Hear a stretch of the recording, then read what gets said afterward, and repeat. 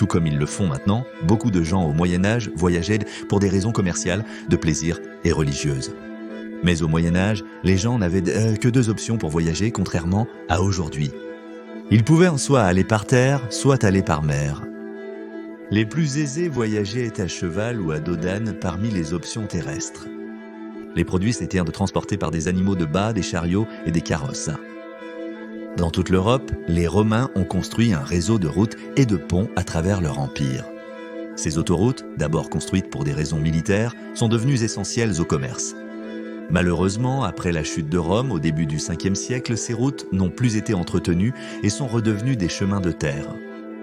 Pour la majorité des gens, le seul moyen de se déplacer de A à B était à pied. Et en vérité, les voyages sur route pendant le Moyen-Âge étaient horribles. Retournons dans le temps et voyons pourquoi. Bienvenue à la folie médiévale.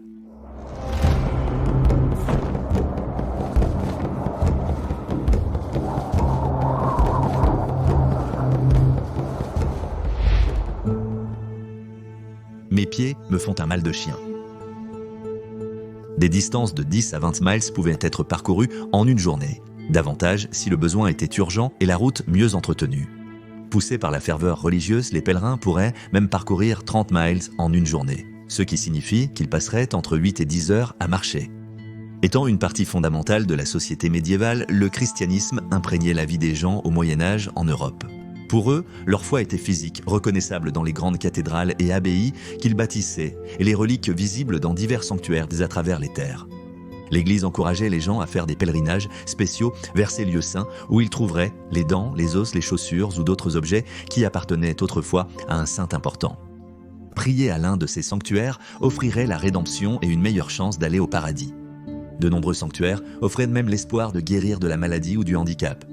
À la cathédrale de Canterbury, un pèlerin pouvait acheter une fiole du sang de Thomas Becket censée guérir l'épilepsie, la cécité et la lèpre.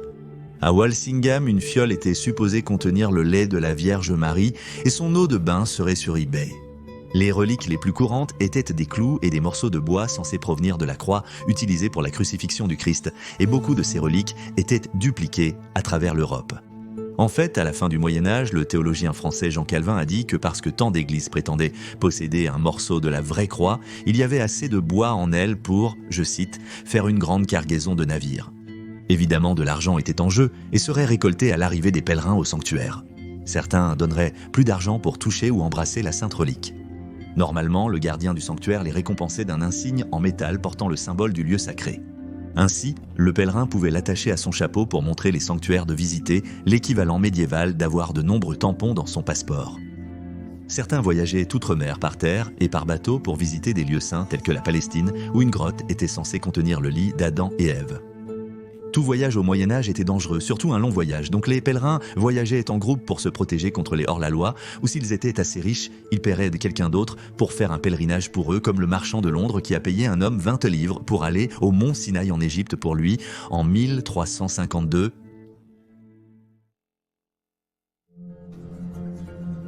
Toutes les routes mènent à quelque part. Trouver son chemin pouvait être délicat car de nombreuses routes n'étaient pas indiquées, car peu de gens savaient lire. La plupart des gens restaient dans leur région locale et ne voyageaient pas très loin, ils comptèrent donc sur leur mémoire pour savoir où aller. Pour les voyages lointains, on pouvait embaucher un guide. La plupart des villes médiévales n'avaient pas de plan d'aménagement car elles se développaient de manière organique et bien que beaucoup aient pavé leurs rues intérieures, toutes les routes dans la localité de la ville n'auraient pas forcément été revêtues. Les routes seraient si boueuses qu'elles seraient considérées comme totalement impraticables, ce qui signifie que tout voyageur malchanceux qui transportait ses marchandises devrait faire rouler sa cargaison autour de l'obstacle, même si cela signifiait traverser le champ d'un pauvre fermier et détruire ses récoltes ou finir coincé. Des planches de bois et des pierres étaient souvent laissées au bord des routes pour recouvrir les parties boueuses et créer une sorte de prise pour les sabots des chevaux. Mais celles-ci étaient parfois volées par des voleurs espérant surprendre leurs victimes et les voler lorsqu'ils étaient coincés dans la boue et vulnérables. Les routes entre de nombreuses villes étaient impraticables pendant les mois d'hiver et bien que les roues d'un chariot tournaient facilement en été, il y avait encore le soleil accablant et la poussière étouffante à affronter. Au IXe siècle, les Maures avaient de créer un vaste réseau de rues à Cordoue, en Espagne. En Europe de l'Ouest au XIIe siècle, on restaurait les anciennes villes et en construisait de nouvelles. Dès les années 1400, ces villes étaient desservies par des routes mieux entretenues qui apportèrent des produits des localités environnantes. Bien que dans d'autres parties du monde comme Karui, comme l'Empire Inca d'Amérique du Sud, un réseau complexe de routes a été construit, rayonnant à partir de la ville capitale de Cusco. De Quito, en Équateur, à travers le Pérou jusqu'à Santiago au Chili, 2 autoroutes parallèles, l'une suivant la côte et l'autre les Andes, traversaient l'Empire. Au total, ce réseau couvrait 750 000 miles carrés de terre avec 14 000 miles de route. Sommes-nous déjà arrivés ? Quiconque pouvait s'offrir l'achat ou la location d'un cheval pouvait voyager ainsi. Cela permettait de parcourir des distances bien plus grandes. Ces cavaliers montés avaient souvent un valet marchand à leur côté, menant un cheval de bas transportant les affaires de leur maître. Les longs voyages pouvaient durer des semaines ou des mois, avec souvent des nuits passées en chemin. De petites cloches en métal, appelées cloches crotales, étaient suspendues au harnais du cheval ou à la ceinture du cavalier et tintèrent pendant les déplacements. Cela alerterait les piétons de s'écarter du chemin. Les riches voyageaient dans une litière, une boîte ressemblant à une calèche, soutenue par 2 poteaux et tirée par 4 chevaux, 2 devant et 2 derrière. Les chevaux étaient redressés à garder la même allure. Des chariots ouverts et des diligences de couvertes servaient au transport de personnes et de marchandises. Les chariots à 2 ou 4 roues seraient tirés par des chevaux ou des bœufs qui étaient beaucoup plus lents. Certains véhicules étaient ouverts aux éléments, d'autres avaient une couverture en tissu soutenue par des branches arquées, et les plus luxueux auraient une structure en bois avec des portes. Bien que tous étaient sans le luxe moderne de la suspension à ressort et étaient chaotiques et extrêmement inconfortables quoi qu'il en soit. Même les courts trajets duraient bien plus longtemps que prévu. À la fin du XIIIe siècle, la duchesse de Brabant, fille du roi Édouard Ier d'Angleterre, venait de se marier. Ne voulant pas laisser ses vêtements derrière elle, il a été décidé qu'elle déplacerait sa collection complète de Londres à Ipswich, un voyage d'environ 85 miles. Chargé de ses tenues, il a fallu 18 jours au chariot pour arriver, même avec 5 chevaux qui tiraient. En comparaison, ce trajet se fait en train en 1 heure environ aujourd'hui. Voyager pouvait être coûteux, les auberges ne fournissant nourriture et logement que contre paiement. Et un cheval, tout comme une voiture aujourd'hui, nécessitait de l'entretien et tombait parfois en panne. Votre cheval devait être écurier, nourri et ferré, et il fallait acheter du harnais. Les dépenses supplémentaires pour le voyageur médiéval comprenaient les offrandes aux églises sur le chemin et les dons de charité aux hospices. Les intempéries comme les fortes pluies ou la neige pouvaient entraîner d'importants retards de voyage, nécessitant des frais de logement supplémentaires. Tous en mer. Au Moyen-Âge, le transport maritime a connu un essor, stimulant le commerce et les voyages à l'échelle mondiale. Les commerçants de divers produits ont tiré profit de cette situation en exportant plus de biens vers l'étranger. Les Vikings étaient réputés pour leur utilisation des dracars dès le Xe siècle pour le transport, le commerce et la guerre. Ces bateaux pouvaient parcourir de longues distances. En fait, l'aventurier viking Leif Erikson a atteint la côte de l'Amérique du Nord depuis l'Europe au début du XIe siècle et a nommé la région Vinland. Les Vikings utilisaient aussi un navire marchand appelé Gnarr.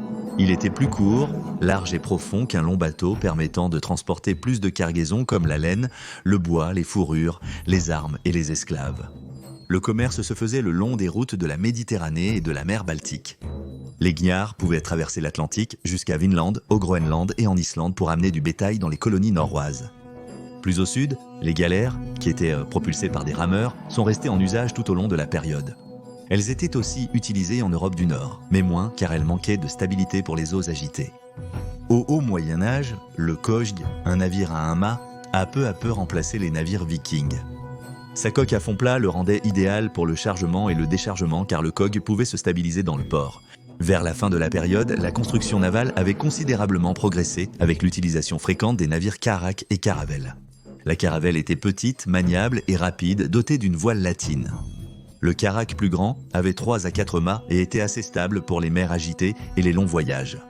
Columbus a utilisé 2 caravelles nommées Nina et Pignata pour son voyage aux Indes en 1492, ainsi qu'un carrack plus grand nommé le Santa Maria.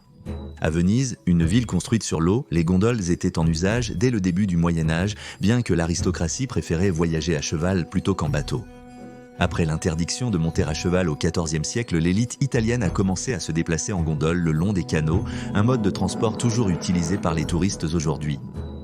Après l'arrivée de la peste noire et ses épidémies ultérieures, en 1403, Venise a mis en quarantaine les navires sur l'île de Lazaretto, où les passagers devaient attendre 40 jours avant d'entrer dans la ville. Malgré ces précautions, en 1748, Venise avait été frappée par la peste 48 fois. William Way, un érudit anglais du XVe siècle, a conseillé les pèlerins voyageant par la mer de Venise jusqu'à Jaffa en Terre Sainte. Il conseillait de passer un contrat avec le capitaine devant témoin avant l'embarquement, d'emporter des provisions supplémentaires, des hanzis, des laxatifs et des bougies pour rester en sécurité.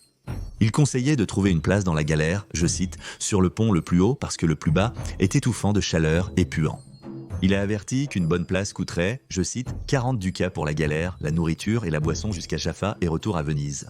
Il a également informé tous les pèlerins potentiels d'acheter un petit pot de chambre à Venise parce que, je cite, « si vous tombez malade et que vous ne pouvez pas monter aux parties supérieures, vous pourrez faire ce que vous avez à faire dedans. » Au Moyen-Âge, bien que les voyages aient pu être plus lents, les préoccupations des voyageurs étaient bien similaires à celles d'aujourd'hui. Abordabilité, éviter les arnaques, la quarantaine et ne pas contracter de virus à l'étranger. Merci d'avoir regardé cet épisode de Folie médiévale. J'espère que vous avez apprécié. N'hésitez pas à vous abonner si vous aimez le contenu. Pour ceux qui nous rejoignent en direct, j'espère que vous avez passé une fantastique nouvelle année. Santé!